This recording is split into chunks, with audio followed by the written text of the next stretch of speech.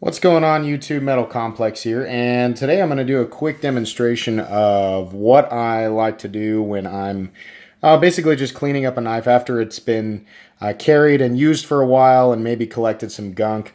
I've just got a couple specific things that I like to do, and I thought I might do a little bit of a demonstration there on how I like to do it. So for today, we're going to be using my Lion Steel TRE titanium. It's not necessarily in bad shape, but it's what I'm going to use as an example. Where I like to start, but here's the reason you want to do this. Number one, even if it's a steel like M390, it's still a good idea every now and then, depending on where you live and how humid or dry it is, to apply some oil to the blade, and just kind of keep it continuing to exist or resist corrosion. But anyways, what I like to start with are the insides, because gunk builds up in there. And in this case, this has got bearings on it, or in the pivot. And, more and more pocket lint gets in there. Maybe things that you cut kind of get back in here. And eventually they make it into the bearings. And while this one is still very smooth, if you're opening and closing your knife and feeling, it's got kind of a grindy action, or maybe you can hear something in there as you move the blade, it might be time to get some lubrication in there. And, bearings are going to be different than Teflon washers and phosphor bronze washers in terms of how much lubrication they need. Like on my XM, I barely ever add lubrication to the Teflon washers, because they are, kind of self-lubricating and they don't need it as much. But bearings, with it being metal on metal, if something gets trapped in there, it's a good idea to clean that up. So anyways, where I like to start is the inside of the frame. And you can use one of a couple of different things. You can use Q-tips, or, if it's a really thin space and you can't get a Q-tip in there, you can use a microfiber cloth. So what I like to do, I know I had to flick it out that way. It was totally necessary. Is just get that back in there if I can, and kind of do just a sweep in between here, especially back in here up by the pivot. Get that out of there. Turn it over. Just get this thing run through as good as I possibly can. And then in the spaces that I can't reach as well, I might run that microfiber cloth through there. And a lot of you might be thinking, well, that's obvious. But this is just part of the process, and I imagine there are some people out there who may never do this. And I want to stress that it's a very good idea, just to keep your knives functioning properly over time. Now, the next thing you want to do is, you want to look inside of there and see if there's a specific access spot that's oil is intended to get into. In this case, I can kind of see in there, the lighting may not be good on the camera, where I want to add some oil. And I'm going to demonstrate exactly how much I'm going to use. This is break-free CLP. Some people love it, some people hate it. It will actually attract gunk sometimes. So for that exact reason, when you're using break-free CLP or a wet lubricant, which sounds kind of crazy, but if you're comparing it to Rem Oil, a Teflon-based dry lubricant, which is what Microtech uses, it dries up really quick and doesn't attract gunk as much. But in this case, since we're using break-free CLP, this is literally all the more you want to use. One drop.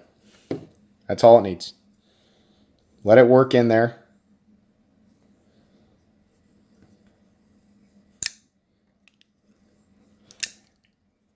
Now, I want to stress this too.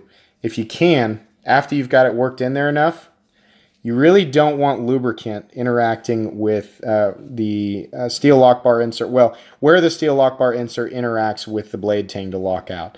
So if you can, you want to get that cloth in there and keep any lubricant off that area. And you're going to have to check back here. Make sure you keep it. See, I've got some. The light's not going to get in there. I've got some actually on the lock face. You want to keep that off of there. You really don't want that on there, because that can make your lock face too slippery. Obviously you don't want it to be sticky, but you also don't want it to be too slippery, because then, it's possible for your lock face to accidentally disengage. Now, you're going to have to keep doing that over time, because as you move this, open and close it and get that oil worked in there, a little tiny bit's going to leak out. And that's why you want to use so little when you're putting oil in the pivot there. And, you know, it's going to take just a little bit of just constantly moving it back and forth, and then you're going to check the tang and you're going to clean it off. You know, keep doing that over time.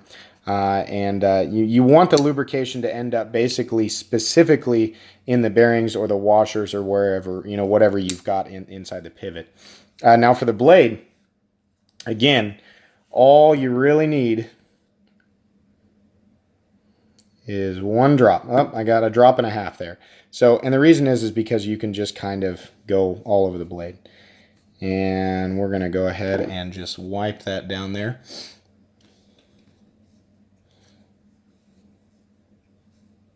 Perfect. So you want to get this all over the blade. You know, watch your finger there when you're getting it on the edge, all the way down to the tip and everything like that. You don't want to get excess oil inside the pivot because we've already got lubricant in there.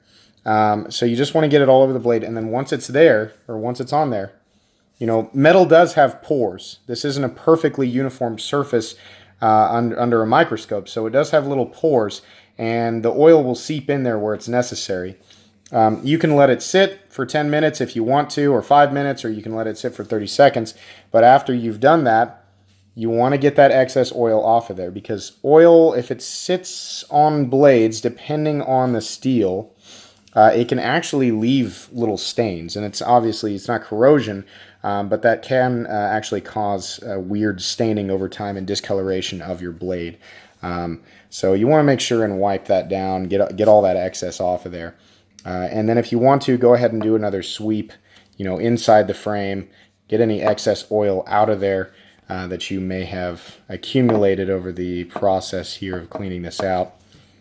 And really, for this part, sorry, I'm trying to get my camera to focus. I'm looking over the camera, so I can't tell. I'm not looking or checking to see if it's not in focus. This will take care of any excess oil that's built up inside of here. And these fuzzies also, they'll actually come off of the Q-tips here. So again, your microfiber cloth really can help clean that stuff up if you get any of that in there. But anyways, that is essentially a full, not really servicing, but just kind of general maintenance of a knife. You know, obviously there are going to be some circumstances where you're going to want to take it apart, you know, if there's something really stuck in there, and you're going to want to take it apart, and that depends on the knife that you own, and you know, how difficult it is to take apart. You know, that'll determine whether or not you want to do that. But anyways, this is a really good way, you know, doing this.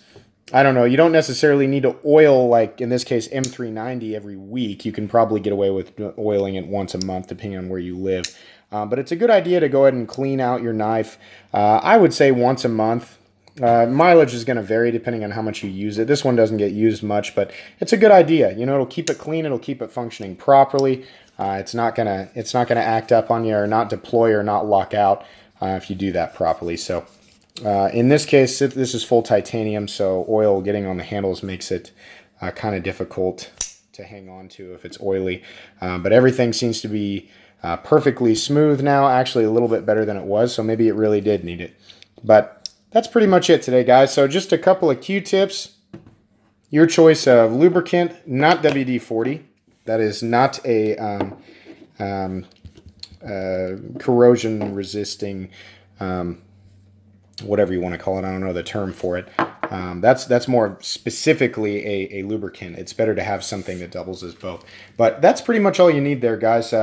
And that's going to do it for today's video. I appreciate everybody watching. Thank you so much to everybody who subscribed here recently. I can't believe how many people have subscribed just this week, but I really appreciate it. And, you know, stick around because there's definitely more content coming.